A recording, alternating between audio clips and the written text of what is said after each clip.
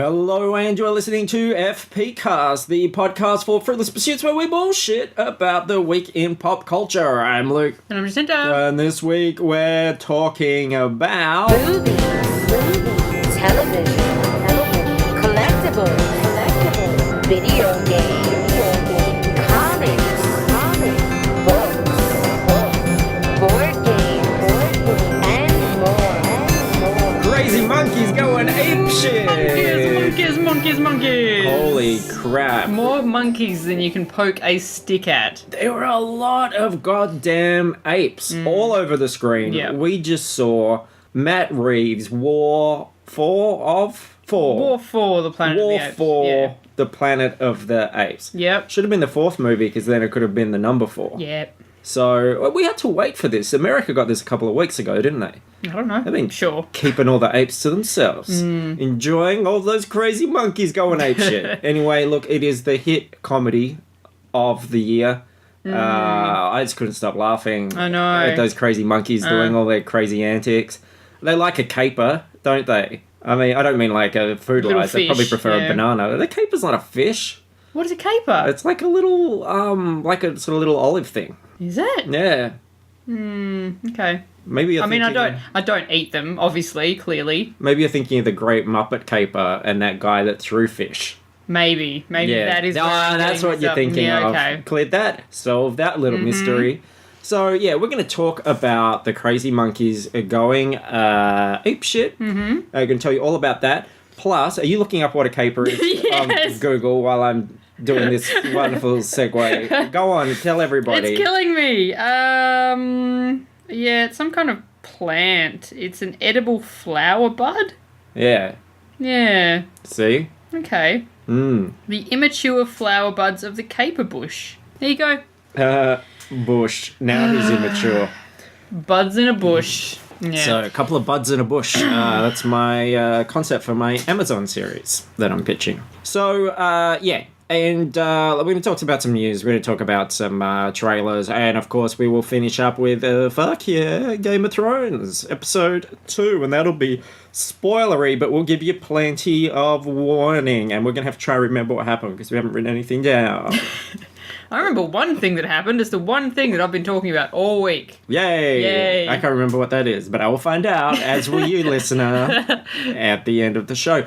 So, SDC happened, and there was a lot of cool stuff. SDCC. What did I say? SDC. San Diego Yeah, Comic. Oh, well, no, it was a convention. Yeah. Everybody was there. There were a lot of comics. And, yeah, that happened. And I want to take these headphones. Oh, that's so much better.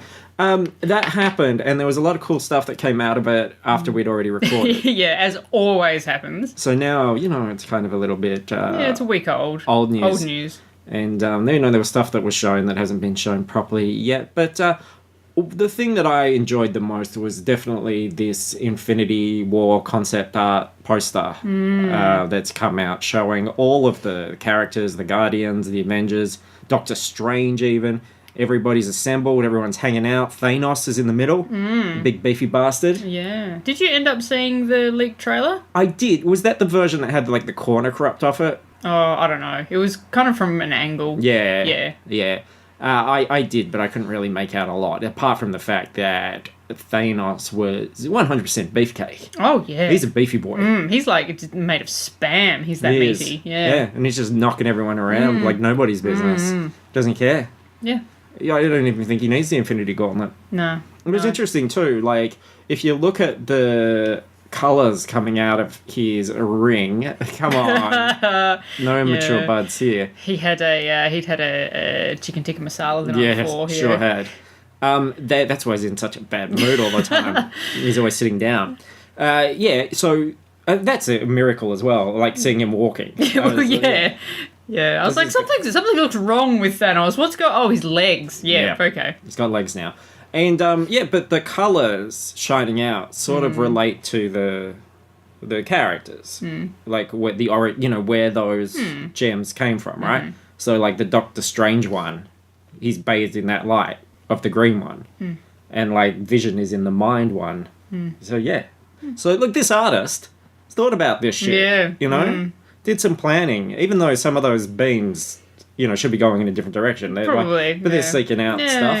It's conceptual. And of course, we're pretty biased. There's two things. There's a thing I really like on this poster. There's a thing you really like on this poster. Which is not the thing that most people would think that I would really like on this poster. Well, that's because Bucky looks like he's just shat his pants up the back. He looks so fucked up. Like, I know that, like, okay, so this guy's obviously looking at heaps of references for all these actors and stuff. I'm like, what picture was he looking at? Oh, yeah, but I believe it. Like, I look at him and I go, yeah, that's Sebastian Stan. It is not. That's his Winter Soldier face. Because he's only got one expression as Winter Soldier, and that is it. I've just done a poo-poo in my winter pants. Aww. So, yeah, he's not looking great, but they tucked him up the back. Hawkeye, you will need a magnifying glass to see. Very tiny. Yeah, I mean, I liked that they grouped Winter Soldier and Hawkeye together. It was very efficient for me. Yeah. But they also made them both look like shit. Though Jeremy Renner, to be fair, that is just his face. I know. What was that poster we saw in the cinema today? Wind River. Wind River. Like, look at it. Google the poster for Wind River. He does not look that bad. And look at Jeremy Renner's face. And tell me, like... And bear in mind, that's the best shot they got. Like, if he was on America's Next Top Model, they would be going... Put it out on the screen and going, this is your best shot. We were rooting for you. We were all rooting for you. I went through your film, and I gotta say, I was really disappointed. Not a lot of... You need to learn how to work your angles. So there was that. And, even Benedict is quite small on that poster. Like... So he should be. Yeah, but Nebula is like 5 times bigger than Benedict She's Cumberbatch. been in more movies than he has. Yeah, I know, but she didn't do much. Except... do too much in the acting department. Well, it is the Gillen curse, isn't it? Yeah, Gillen is an overactor, unfortunately. I love her to death, but you see that in the Jumanji trailer. It's like, oh, I'm playing this character now. Look at me. I'm really thinking about it. And it's like, well, no, just ease off. Yeah. Rock's just not... to act like a normal person. Rock's not trying. He's just fucking cruising this one. Yeah. He's spent the money already. Like, you just relax. So, yes. So the two things... that I mentioned about 15 minutes ago. You can go first. All right. Well, I like Captain America, but I've never really liked Captain America. Like Chris Evans has appeared on your end of year list. Oh, look, number one even, I believe. Yeah. Chris Evans is a fantastic all-rounder, but yeah, like Cap, I'm into Cap, but there's always been better other options for me. But apparently, there is nothing above Cap with a beard. Ooh. Damn. And because even in that shot in the trailer, like the audience reaction to this 1 second shot of Cap with the beard is just like, oh, and I'm like, yeah. And he's got a hobo with a shotgun in this one, hasn't he? Yeah. And he's got, I like the fact that you can see the stars being ripped off his uniform. He's like, I sort of wear this because I don't have any other stuff. I don't have any clothes. I didn't pack any clothes. I got that, he's got that check shirt. But he's like, I'm gonna fight Thanos in this check shirt. Yeah. No, this is my church shirt. So he's not gonna do that. Just remember, there's only one God. It doesn't look like you, sir. Big church head, Captain America. Yeah. So he's got to wear it, but then he has to rip off the star. He's like, it's like doing a no star review on Yelp. Except he's like reviewing America in its current state. Yes. So yep, fair. He's disenfranchised. He is, yes. And people are saying that there's what's the character, Nomad or something that he comes back as? Oh, yeah. In the comics? Yeah. Yeah. So I guess technically it's not Captain America that I have a Marvel boner for. It's Nomad, so it's fine. It's fine. It's a completely new character. And the full name of that character, if people aren't familiar with it, is Nomad, just disappointed. Yeah. Which you can see radiating out. Oh, yeah. Seething above that bush on his face. His face bush. And I am, took a second to adjust to the change, but Blonde Widow is, it's sort of like a platinum blonde as well. I really like. I like the look. I think she's, I think Black Widow should have the red hair, but if she's working with Cap and they're undercover, if they're on the lamb, riding a lamb around because the Avengers repossessed her bike and they had to get a lamb or a sheep, because they probably wouldn't both fit on a lamb. And they had the animal activist following them around for forcing the lambs through labour that they never consented to. Very, very generous of you to ride with my dumb lamb comment. Thank you for that. Ride or die, buddy. Ride or die. Gave it way more credence than it deserved. But I really like it. I like the Blonde Widow. It makes sense. And as a person that has a Black Widow collection, and who has like, I think I've got 5 official Black Widow hot toys. Just the idea that, we get something different up there. You're going to look at that shelf and at a glance go, they're the Infinity War ones. Yeah. Justified. It's a Malibu Stacy in a new hat, but yes, I'm there. Give it to me. I mean, my theory was that Thanos had just punched the Red right about out of her head, which, I mean, the poster does lend itself to that theory because, like, if you look at where she is in relation to Thanos' fist, it's like right there. It's like you're watching the red being punched out as you look at it. Yeah. That'll have to happen very early on. Yeah. In the film. So maybe that'll be the opening scene. The first and then, strike. Big fist comes and then out. Title card. And they go, Thanos is on his feet and he's punching the colour out of people's hair. He punches a beard onto Steve and he punches the colour out of Widow's head. And he punches a poo out of the Winter Soldier. And then takes a photo of that expression and puts it on his Instagram, and everybody laughs at him. And he punches, and it'll be a miracle if he punches some charisma into Doctor Strange, but we'll have to see if that happens or not. Yeah. He'll go wait in his dressing room. So, yeah, that was all cool. Happy about that. Also, we got some details about Captain Marvel, who did not appear on the poster. And I saw a headline, I didn't read the article, that maybe Captain Marvel, played by Brie Larson, isn't going to be in Infinity War after all. But her movie, which comes out in, 2019? I think we still got a little bit of time. We got some details about that. It'll be set in the 90s. We saw some production art, some concept art, which was very cool because we got to see... It looked like Brie Larson. And wearing the red and blue outfit with the star on the front. And it's going to have Skrulls. Skrulls are the bad guys. Who are... Were they not still owned by... The Fox originally, yeah. That's why we got the Chitauri in Avengers. But apparently they've got the Skrulls now. The Skrulls are the shape-shifting aliens. Yeah. They'll infiltrate. They'll be all up in your business pretending to be you. And that's going to cause all sorts of problems. I'm Captain Marvel. No, I'm Captain Marvel. And the audience is going to know what to think. And Nick Fury's going to be in it. With 2 eyes. He's got both eyes. So obviously he's going to have to lose the eye. And it's going to be, I hope it's one of those things. Like, have you ever seen the movie Ghost Dad? I can't say I have. Because you know that he's going to die in order to become a ghost. Yes. So they keep setting up these things like, the kid's left a toy at the top of the stairs and his foot's and then he skips past it. Okay, so it's like the bit, maybe a more widely seen movie, like Hot Tub Time Machine, where there's a guy with no arm and then they go back in time and then they keep setting up for the guy to get his arm chopped off. Yeah. So like they'll go, congratulations for your years of service. Here's one of those, because it's the 90s as well, one of those like desk sets with the pens that poke up. Yeah. And he'll be like, thank you. I'm just sitting here nearly nodding off at my desk because I'm doing all this paperwork. And you're like, well, is the pen going to go in his eye? And then it'll like turn out to just be like a kid with a rubber band on the bus or something. But yeah, so looking forward to that. I can't wait to see the first official shot of Brie as Captain Marvel. Looking forward to that. Speaking of people playing characters, the other thing... Nice segue, buddy. Hey, look. You're on board with the land thing, but you're not on board with this.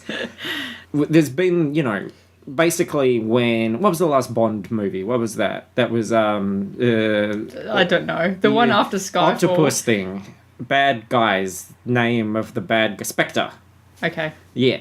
That came out. And it wasn't memorable, obviously. No. And Daniel Craig after it was like, fuck this shit. And every time someone said to him, how's playing Bond? And he was like, fucking balls. I hate it. I think he literally said he'd rather slit his wrist than be in another Bond film. And he didn't want to do it. Well, apparently the check was big enough. I hope they do pay him in a check and he has to go to the Piggly Wiggly to cash it. Oh, that is a throwback joke. That is a hell of a throwback. It's a deep cut, folks. That was a bit of fan service. So, yeah, he's going to be back. He's going to be back and he's going to be Bond again. Yeah. And really, they should have just gone with Jodie Whittaker. Like, Yeah, well, yeah, why not? Just she can be just every just iconic British. explode Yeah. some fucking heads. Yeah. Create a river of man tears. Did Christoph Waltz didn't die in the last one, did he? I don't remember. I don't think so. I don't remember anything about that film except, that it was a Sony film and that it had development trouble and it was rushed out, shat this thing out. So I think we need to check the Sony barometer today. Oh. Let's have a look at the needle, and it's wavering a little bit, and it is on. Fuck Sony. Ah, okay. So there you go.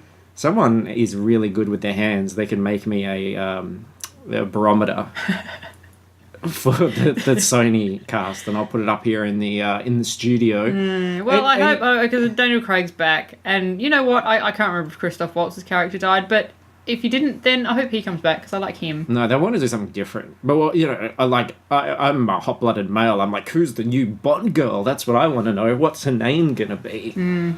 Sucks a lot of cock. Subtle. Yeah. It's a really subtle kind of, Yeah, well, that's part of the DNA of a Bond movie, and I hope he gets some of that Bond DNA all over her dress. Tits McGee. Titty McGee. Yeah. That's when they're... She's Scottish. That's when they're running out. Running out a little bit. It'll be Karen Gillan as Titty McGee, the Scottish Bond girl. As Flaps McFloppy. So, another thing I wanted to say, and I think this is news. This is the sort of hard-hitting journalism, but we all remember the hashtag Where's Ray? Where's Ray? Yep. You know, everywhere, guys. She actually was quite in a lot of Where's places. Ray? People were like, there's not enough merchandise of Ray. Where is she? And the Monopoly game that came out for The Force Awakens, that was the target, because it came with 4 characters. It was Finn, was bloody Kylo, the great, but then it was Vader and Luke, not even appearing in the movie. So where's Rey, said everybody. So I think about a year ago, Hasbro put out some pictures at one of the conventions that showed a Monopoly that said, now with Rey, and it had the Rey token in it. And everyone said, great, you're making up for this horrible thing that you did. And then it never got released. And people just recently said, well, hang on, where is Ray again? Where's, you said you were going to do this. And I went into a shop, I saw it, it's still the same bloody thing. And they said, oh, there was a lack of retailer interest in it, so... Because it's fucking Monopoly! Yeah. It's fucking Monopoly, guys! Well, no one buys Monopoly anymore! People didn't understand that. They didn't understand... They thought it meant that retailers as a collective hive mind when we don't like Ray. Don't like Ray, we're not interested in having a Ray token in the Monopoly. Fuck off. No, they weren't interested in buying more copies of this game that wasn't selling. That they already had a lot of. And was brought out to promote a movie. We're going to boycott this Monopoly because it hasn't got ago. Ray in it, and so it resulted in the Ray Monopoly never coming out. And Hasbro can't win, can they? No, they cannot. So, but they did a very cool thing. If you were that upset about it, you really wanted that Ray, and you owned the game, you could contact them. I don't know if you can still do this. Send them a photo of your game. They'll give you a reference number that you include to put a note on your game so that they can see that it's all legit and it's not some photo that you found. And they'll just post you out a Ray for free. And mine arrived on Thursday. Cool. And I'm very happy with it. I got my little Ray Monopoly token, and I just think... Oh, it's almost like there's a solution to the outrage that people don't actually want to solve. I just think, people very hard on companies, they feel very hard done by all the time. I can't imagine how Hasbro could have handled this better. Hasbros, I reckon, they are. What great buds. So thanks, Hasbro. You did it. You pulled it off. Thank you. Okay, our trailers. Let's talk about some trailers. Sure. There were new Thor trailers, a new Justice League trailer. I don't know what else we can say about those other than we're going to watch them when they come out. But the Thor one just really makes me realise that the Avengers movies really like putting Loki in chains and gags and all sorts of things, which, look, I don't mind, but it seems like a weird character thematic thing. But whatever. Look, they used to do it to Wonder Woman. now they're doing it to Loki. Times have changed. Yeah. You know, sisters doing it for themselves on their own 2 feet. But I think the most interesting trailer was probably Ready Player One. Look, interesting's a strong word. Well, I mean interesting in the sense that we haven't seen anything before, so we're interested to see what it looks like. It's a lot of quick flashes, not too much to sort of get your hold. Yeah, it's basically selling the concept of the virtual world. And you've got the DeLorean in there. The Iron Giant was in there, which I thought was very cool. And I like the look of it. I've got no interest in reading the book. People that I trust their opinions say that it's pretty terribly written. Ernest Cline also wrote Fanboys, which was an awful film. I didn't enjoy that at all. So I don't expect much from that. But the premise and the visuals, like seeing those car chases, races, things like that in there, it looks very cool. I trust that Spielberg will pull something out of it. And I was actually thinking about this. This is a little bit of a deep cut, but I work around books. And have been doing some stuff with book covers and looking at book covers. And the vast majority of book covers are just fucking awful. Like, they are so lazy, Shutterstocky, sort of stuck together. Like, if it's a young adult about an angel, it'll have some random Shutterstock person and then some random Shutterstock wings photoshopped on the back. And the back will actually, rather than credit an artist, say, this part is from this part is from this, etc. So, I wonder if something like Ready Player One reaches those sort of heights that it has. Not so much about its content, but the fact that it just looks more modern. Like, it looks like something that's more culturally part of something. Like, we're so used to seeing images, like more sophisticated images in movies and comics and stuff like that. So, you know, I guess it probably stands out on the shelf a bit. So, yeah, I don't know. Yeah, look, I mean, as long as, like, the trailer didn't really impress me particularly very much, but as long as the plot is, I mean, I haven't read the book either, as long as there's a reasonable plot to justify all these throwing in these nostalgic references. Like, we've had the Lego movie, we've had a combination of a million pop culture things, like, that's the bar. There won't be. I'm sure it's just a fetch quest, right? I have no idea. I'm sure it is just going to be I can't a imagine series it's of going to set be particularly pieces. clever. Well, collect this item, then collect this item, then collect this item. And then meet this character and then do this thing. And, little twist at the end, etc. Let's be visually good. What did you think about... Suzanne forwarded me a tweet about... it was a woman saying, you know, would it be nice to see something like this which actually had pop culture references that females might enjoy too. Yeah. And but everything she mentioned was like 90s. And you got to remember, 80s weren't very progressive. No. There's going to be like, oh, okay, so what, should he cook his food in a plastic doll's oven? Or strawberry shortcake going to turn up? I mean, like, I'm all for that. I reckon there will be a mix of everything. Rainbow Bright. Easy bake oven? Is that the thing? Yeah. The 80s were about, like, prepping you to be a, what? G.I. Joe. Oh, for the boys, yeah. Oh, and the girls. Here's a toy ironing board. If you don't like ponies or sweeping, you're out of luck. You are shit out of luck. So, yeah, I don't know what the solution is there. And Suburbicon, this is interesting. I didn't know this existed, and now I find out we'll be able to see it in a couple of months. Yeah. The trailer only dropped a few days ago. So it's directed by George Clooney. I think the last thing did he do Monuments Men? Was that him? I think so, maybe? Yeah. Which was a flop for him. Yeah, starring Matt Damon, who was also in Monuments Men, I believe. And Matt Damon is, what is it, like 60s?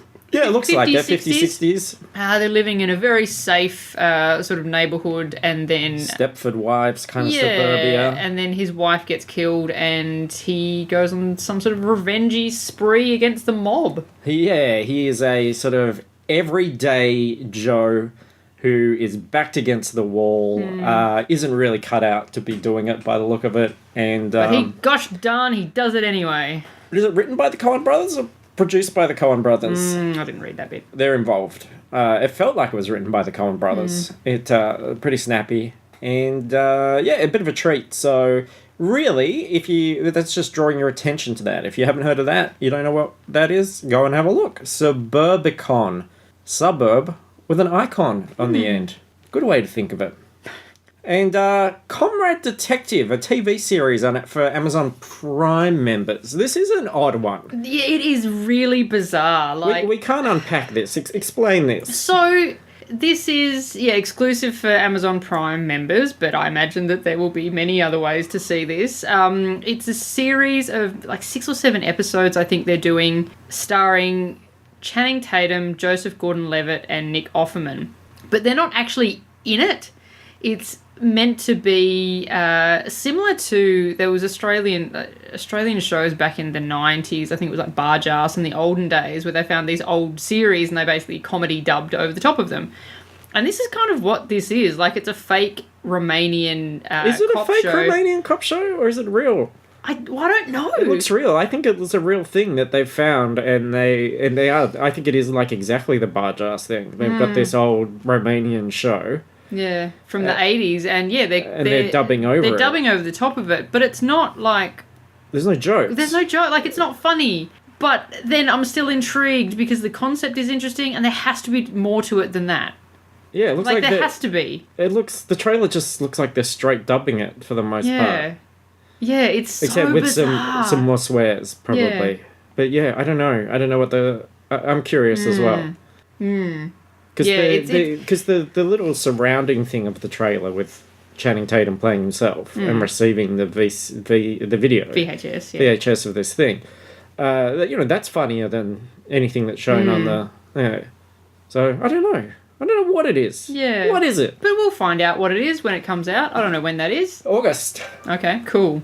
Which is tomorrow. If you're listening to this, is August. Not that it comes out tomorrow necessarily, but if you're listening to this on Monday, tomorrow is my birthday. Okay. Yay! Yay. Happy birthday to me, everybody. Okay, shall we review this ape thing? Okay, now, you know I've got to get into this, and let's start with it. Okay. You know what I'm going to talk about here?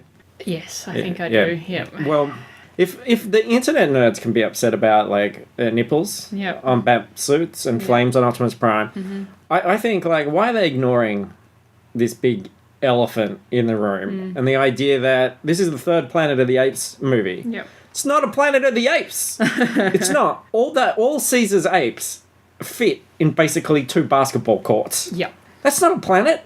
It should be called There Are Some Apes in These Woods.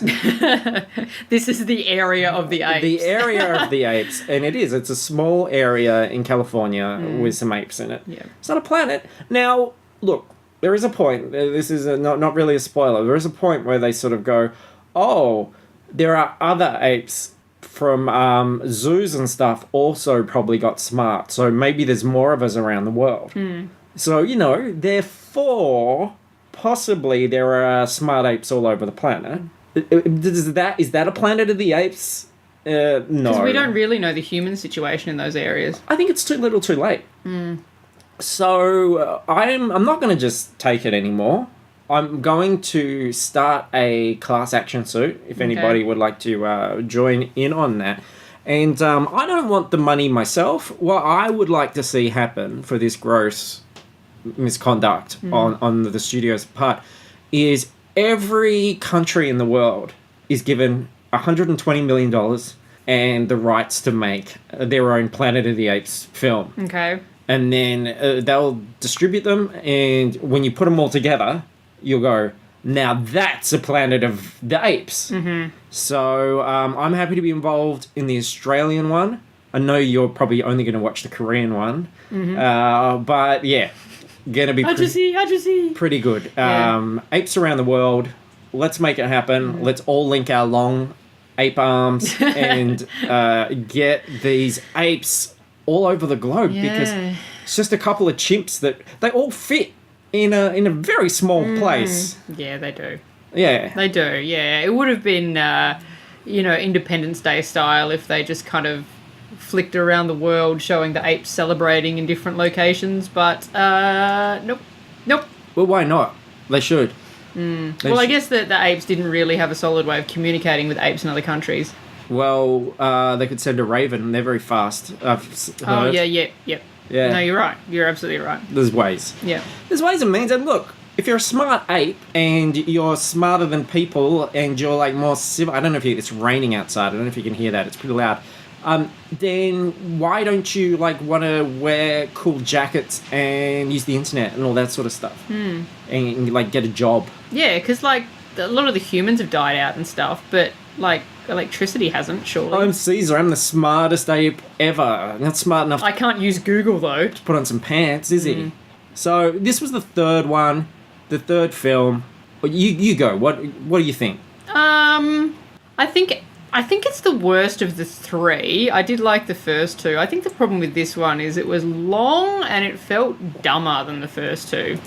I think that there's some very heavy-handed exposition. The scenery chewing. And there's a lot of monologuing. Yeah, Lots Woody of Harrelson. unnecessary- Yeah, there's a bit where Woody Harrelson monologues, and I thought that there was going to be some sort of punchline or a twist or something, and it wasn't. It was just a big emotional monologue, and I went, oh. It feels like he's telling the audience rather than he's telling the character, because Yeah. he's got no real reason to tell that character. It doesn't help him in any way to spill his guts to this character. In some ways, it feels like that old "we're not so different, you and I," but then it's not really. And there's some unseen characters, if we're talking about clunky exposition, that we've called the Chalky Boys. Now, these Chalky Boys, they go around with their white chalk and they write exposition on everything, just, to speed up the storytelling. Yeah. So, But it doesn't actually speed It anything doesn't. up very much at all. so if you're a monkey killer, they're going to write monkey killer on your back. If you're a monkey that is working for the bad guys, they're going to write donkey on your back. And they write stuff like, oh, go out this way, or this is highly flammable. That would suck if this went off and burnt people. Or we don't like apes. We're anti-apes. Apes are dumb. And sometimes these chalky boys become cheeky boys. What do? What did they write? Oh, it was a pretty good pun. They were like, "Oh, remember that movie Apocalypse Now? How about what if it was Ape-ocalypse Now?" Ooh! Those cheeky chalky boys. Crazy. So their chalky fingerprints are all over this film. Yeah. If you haven't seen it yet and you're going to see it, or you're watching it a second time, or even, on TV Just in a couple of years. look out for the Chalky Boys. Have a bit of a chuckle every time you see the chalky boys handiwork, and you'll never stop. Okay, that all sounds negative. I really liked the film. I thought it was really beautifully crafted. Music's great. It's shot beautifully. It's performed beautifully. I think the storyline is actually very simple, far simpler than everything the time it takes to do it. I absolutely agree that it's too long. It did slow down in parts, but the thing is, it's part of the reason that it resonates so well and it has as much impact is because it's really earning everything. Like, it really works to set everything up and to linger on those things and to show the faces and to go back and forth and spend time on the characters. And yeah, it earns it all, but that takes time. And there's a part where you think, just cut some corners, just relax. Because There's some things where you feel like they're making it a lot harder than they need to. Matt Reeves, the director, I think he's fantastic. I love what he's done. I'd love to see him do something like Star Wars, because and I'm sure he will in the future. Like, I imagine he's someone they'll look at because he can take something, make it look beautiful, and put a lot of meaning and emotion into it, even if it's something silly. So, I just watching it and thinking, God, you are taking this Apes movie so seriously. Like, you really are just doing this thing. And it's so, like, kind of long and epic in the kind of way where it's just, like, one thing goes to the next and it's like, oh, fuck, now this is happening. That I almost felt like I was watching some sort of biblical epic. It doesn't feel like a Bible story at times. It's like the land before time, trying to get to the promised land. Oh, and fuck, like, if you want to see an ape suffer, it was like the Passion of the Christ with Caesar, wasn't it? Like, he goes through some shit, and they spend some time on it as well. And I sort of said to you, it's frustrating because there's a lot of effort put into, well, how are we going to escape? How can we get these apes to escape? What can we do? And I'm like, I saw what you do in the trailer. Like, I'm going to spend an hour of you guys figuring it out. I've seen you do it. I've seen you do it many times. So, but I don't know. I really like the passion. I was invested. I think it's just such a beautiful film. Like, I just think that these Apes movies are like dominoes. And I don't mean like they're horrible pizza. It's they deliver like every time. It's a tight. It's a tight trilogy. Yeah, like it's not gonna. Solid. Yeah, it's not gonna turn your nuts inside out or anything. But I mean, I think I probably like this one probably the least because the first two are really changing and developing. This whole world that they're in, and now they're kind of in the world and they're settled in this world, and it's. They do spend a lot of time kind of doing one big thing, which is fine. Like, the movie's called War of the Planet of the Apes. There's going to be a lot of people shooting at each other the whole time, so that's fine. I'm not criticizing that, but I think it's not as. And I guess maybe it's the expectations of really enjoying the first two that I kind of not expected more of this, but I just expected something a little bit. I don't know, a little bit cleverer. Like, the soldiers in this movie were so stupid to the point of just being like, come on, come on. When the story does need to get moving, you do need to solve these things. There are some leaps of faith, certainly, and you could drive a truck through some stuff. But, yeah, I do think for something that is really as simple as some ape boys are going up against some soldier boys, and there's a bad Woody Harrelson at the centre of it, they actually make a lot of it and get a lot out of it. I really quite like it, and there's it does a nice sort of thing too, where it's definitely feels like the end of a trilogy. Yeah, and it closes things up, and if that's where things are, that's where they are. But also, there's chance for a sort of maybe a time jump and a trilogy, sort of next generation of ape guys. Yeah. I wonder who will be the comedy ape in the next trilogy. Hopefully, yeah, because I like this bad ape. He was an interesting guy. I hope Tim Burton goes and sees it. I'm sure he won't, because he's, going to be too sort of arrogant about it. But, like, he'd feel like a right prick watching this, I reckon, because this is ape school, essentially. Like, he would be schooled in the way of the ape. It'd be like doing a 3-year degree in 2.5 hours that felt like 3 years at some points. It felt like we were going through that ordeal with Caesar. Yeah, I had some scars. I was really hungover too, so that was a bit tough. We saw it at 10:30 and we came out of it, and I said to you straight away, I'm pretty sure it's 5:30 now. It felt like we'd been there quite a while. But look, if you're going to be trapped in a cinema for 7 hours, what better company than a whole bunch of crazy apes and who did a lot of crazy stuff, crazy antics, just all over the place, flipping and spinning and dragging the knuckles. And yeah, no one rode a tricycle though, which is really disappointing. Yeah, like would that have hurt? No, I don't think so. No, I mean just have this Steve Zahn comedy ape just roll in on a tricycle. Or the Chalky Boys could put tricycle storage here, no apes allowed, because apes not going to worry about that, are they? They're going to be straight in. It's the first thing they're going to get hold of. Can you hear the police coming to arrest those apes for getting into the tricycles? Could be a Jumanji situation where the cop car is full of apes. Oh, no. Full of monkeys, going crazy, going ape shit, going around saying, we're going to have to confiscate all of your bananas. Okay, I just want to quickly mention another film I saw which was really messed up. The closest I can think of is Greasy Strangler, but this was Greasy Strangler like times 10 in terms of weirdness. And Greasy Strangler I actually think is a really great movie. Like, I love that movie. This one was very difficult to watch, but at the same time you couldn't stop watching. And it has some of the grossest, weirdest, most sort of fucked up things I've seen in a film. I feel like there'll be the QSO challenge where people will try and get through this thing. I'm watching it and I'm already thinking, how do I describe it? And that Tim and Eric thing came up again. I thought, like, it's like Tim and Eric. It's got weird animation in it sometimes, in that sort of make my bubs bounce kind of way. And then Tim Heidecker actually turned up in it at some point as well. And I think I might have seen his balls.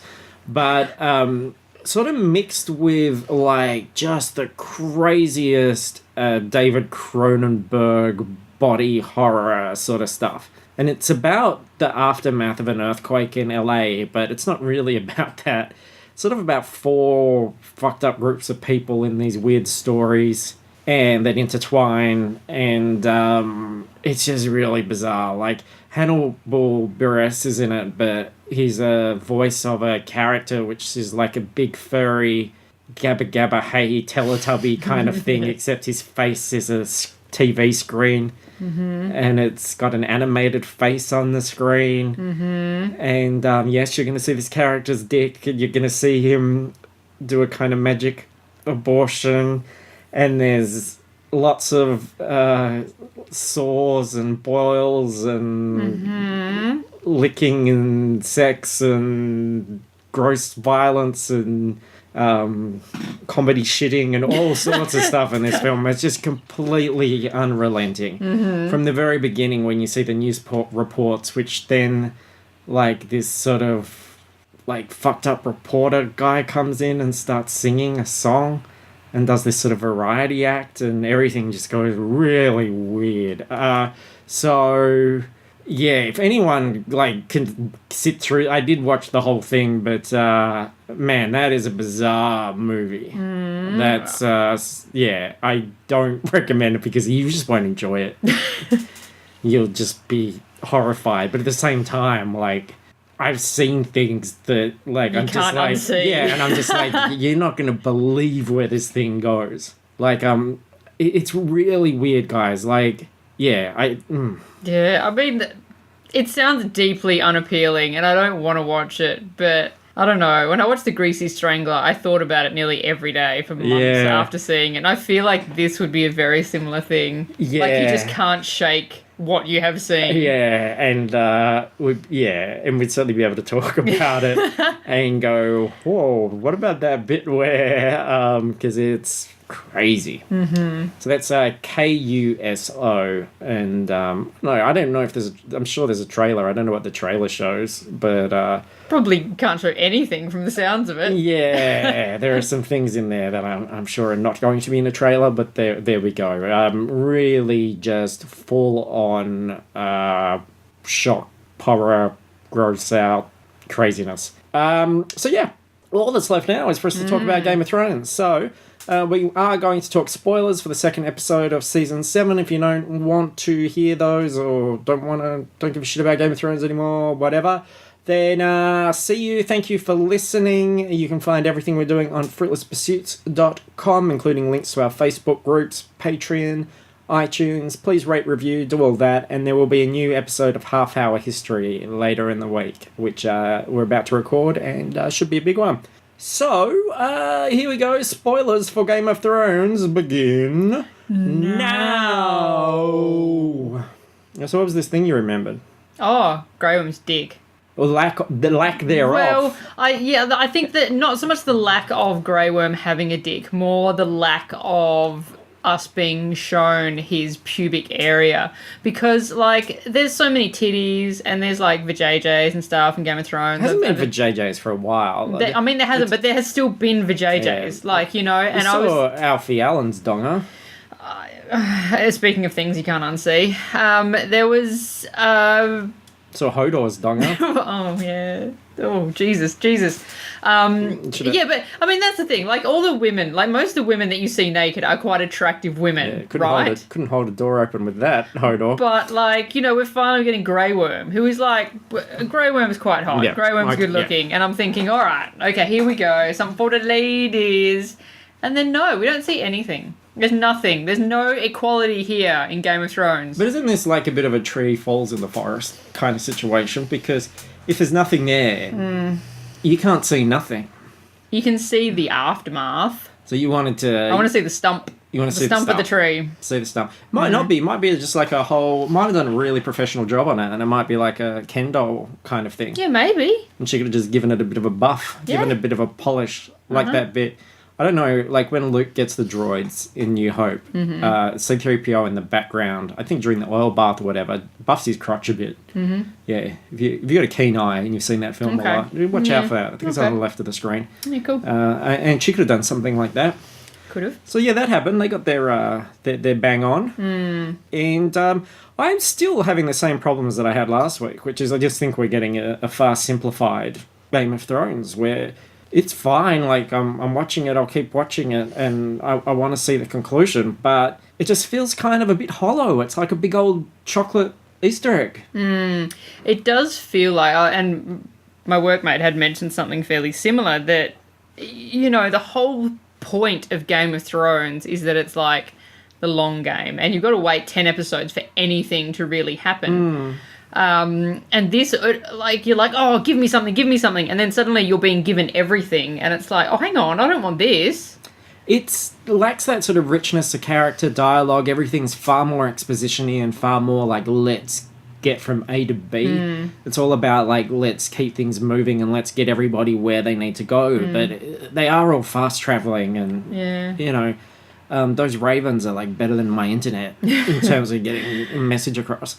And... Let's reinsert hot pie for a bit of exposition. Yeah, well, that's the other thing. It's, on one sense, you're sort of going, well, now you're going too fast. You're just putting everyone together. You're just going, yep, this. And it feels like you're racing towards this conclusion instead of, like, exploring. But that said, there are certain things that are happening, and I said this with, like, Sam's montage last week, where it's really just filler. Like... We wondered about that whole Arya Lannister thing when she saw those dudes singing and Ed Sheeran was there. Like, why did that need to happen at all? Like, couldn't she have just gone straight to the hot pie scene and hot pie said, you know, what are you going to do? I'm going to go kill the queen. Oh, I thought you would go to Winterfell. Oh, well, sure, okay. Like, why do we need another scene where, you know? And hot pie, Christ. Like, you know, credit to that guy because a lot of people, you know, in a small role...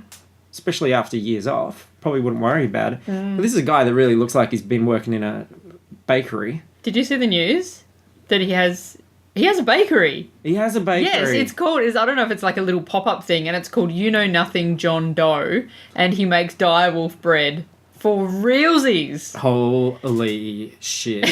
And he looks like he enjoys his merchandise too. Yes, he does. He's a big dude. Yeah, well, he is. Yeah. Fucking love him though, hot pie. Oh, he looks like he'd be a good cuddler. Oh, he'd be great. He'd be the best cuddles. I'd cuddle hot pie. Yeah. In a second. Absolutely. Yeah, so that was a bit of a treat, I suppose. But yeah, I mean, like what you set up all the grayscale stuff with thingy, and normally when like people are having bad shit happen to them, it doesn't get better for them in Game of Thrones. Things go pretty fucking south. But now it's like, oh, I'm just going to cut it all off. And, oh, he's going to have a bit of a cry and bite on a stick. But then, you know, I bet, like... But then he'll be fine. Next time we see him, he'll look great. He'll probably look like it'll be really beautifully cut out. He'll look like Drax from Guardians of the Galaxy. Yeah. He'll be like, oh, a little bit of paisley in there as well. He'll have some pretty sweet scars. And Daenerys will be like, oh, I love a man with scars. And he'll be like, finally! Poor Jorah. Any search for the hairy scar. I forgot this was being recorded. So yeah. My favorite thing is probably them starting to dispatch with all those birds from Dawn, because the Dornish people are the fucking most boring shitheads in this show. Like, honestly, once they killed off old mate Oberyn, it was like all the charisma left that kingdom. But that's where the whole thing's weird, because as you said, it's a long game with the books. So you're watching that Dawn stuff, and it's never been particularly engaging. And you're thinking, all right, this has a setup. This is leading to something. This will be important later. And then... now that they're past the books, they're like, we don't like that stuff. Let's just get rid of that. Let's get rid of this. That's just simplifying, you know. They're going, when we do our season next time, when we finish this off, we don't want all these fucking hangers on. We don't want these we don't want to keep track of all these randos. It's like, let's just cut character clearance house at these crazy prices, all characters must go. Well, I mean, they're still being guided by George R.R. Martin. So obviously it was... They're fast-tracking what he was planning to do anyway. Yeah, I wonder, though. Certainly they've got his blessing. But I don't think he gives a fuck. I think this was just an absolute win-win situation for him. Like, because they must... You know, he gets a lot of shit for not finishing this book. It is definitely got to be in the interest of the TV people for him to not have finished the book. Because then they can sit around with him and go, what about this? This, and they're broad strokes. And then he gets ideas, And they he get says, ideas, and he he's says, like, oh, yeah, yeah, okay. But the thing is, he could bring out a book, like, he might not be ready to finish it up. It might be like another 7 books, you know what I mean? Like, he could bring out a book, and it's a whole lot of fucking development that won't pay off for another, you know, and then they're like, oh shit, are we stuck with this? Do we have to do this now? It might have a whole heap of characters where they're like, oh fuck, but that person's contract's expired, and in order to get them back, we have to, you know, like, you know what I mean? Like, it's just messy. It's easier for them to just, like, he's just getting paid, he's relaxing, he's doing his thing, having a great time. Writing is a lonely thing. Like, I imagine, like, you don't write and be a writer so that you can just fucking sit and write forever. Like, he's got it made. It's been made. It's popular. He's a household. Although I did hear a teacher the other day say to someone, have you heard of a thing called Game of Thrones? Oh, God. Yeah. There are people that are absolutely oblivious to pop culture. That's why we are insane. doing the Lord's work here. Like, that's insane. Like, even if you don't watch Game of Thrones, it is everywhere. It is a thing. God. I know. God. Yeah. And old mate Urine Greyjoy got a bit crazy at the end there. He did. What was the opposite of a cock block? Oh, I don't know. A clam jam? Well, yeah. Yeah, so poor Theon, like, you know, he's got some shit to deal with, and he's just staying there, and he's like, you know what? No. And he just goes for a little swim and just fucks off. And what's the, like, he'll be floating on a piece of wood and he'll run into someone famous in, like... Fucking Gendry will still be rowing his boat. Gendry or something in the first 5 minutes of the next episode, because that's what's happening at the moment. Like, the fact that Urine, like, just went in and went, all right, I'll just go and fight these guys who could be anywhere in the ocean, but I'll pick this spot. Oh, my lucky day, there they are. You know, everybody just... It didn't used to be like that. It used to be... You know, the fact that... If people ran into each other, it was by complete accident and it was a big shock. Yeah, Arya hasn't seen Jon for a billion years because, like, you know, they went separate ways. And you couldn't find... It's a big Westeros. Where is he? I don't know. I can't find him. I can't get there quick enough. But now everyone's just, like, stumbling over each other. I did like that Sansa was like, Jon, no, you can't go, you're our leader. And then he's like, oh, but you'll be in charge while I'm away. And she's like, see ya. Fuck off. She's like, except, look, Jon Snow, I mean, he still knows nothing, right? Yeah. For all the bravado, this is Jon Snow, who grabs Littlefinger, and he's like, hey, shithead, don't you look at my sister or go near her, okay? And he's like, And then Jon goes, okay, bye. I'm going to leave you with my sister. And Littlefinger already, before the camera cuts, is looking across the Sansa like, You know what? The grossest thing while I'm watching Game of Thrones, like, the two dudes that I am most into in Game of Thrones is like Jorah and Littlefinger, which is gross. Like, that makes me feel bad as a person, but that's the facts. And it makes me so uncomfortable. Game of daddies. Look, to be fair, I have seen Aidan Turner. No, not Aidan Turner. Aidan Gillen? Yeah. Gillian, yeah. Aidan Turner's the vampire guy from the other thing. He was in like the original Queer as Folk about 15 years ago, and he was like the hot one in that. So I'm carrying baggage. Yeah. But I don't have any Jorah baggage. I'm just kind of into him. Even crusty cob Jorah.